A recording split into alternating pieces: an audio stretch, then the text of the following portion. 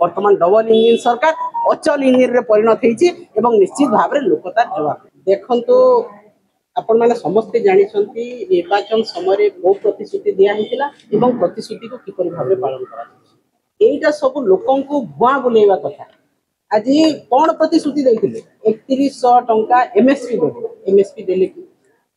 बिना कटनी छटनी दिया हम बिना कटनी छटनी है कि 2 किलो रु आरंभ कर 12 किलो पर्यंत धान कटनी छटनी कराला एवं कृषक मान वर्तमान पर्यंत अनेक चाषी छोट चाषी जो माने धान बिक्री करा कौन प्रतिश्रुति पालन कले 300 यूनिट बिजुली प्रदान कर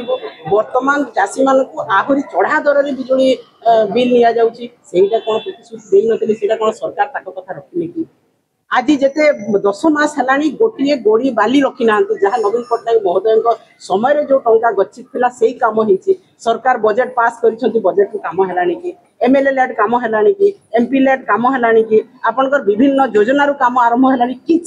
खाली बाहबा खाली देखना लोक कि भाषण देवार से सब चौकी खाली लोक जानते सरकार मिछ कथा कहते ये काम कर उद्देश्य नहांती केवल लोक भुआ बुले जमी पूर्व भारतीय सरकार बीजेपी सरकार जमी 10 वर्ष लोक भुआ बुलेले।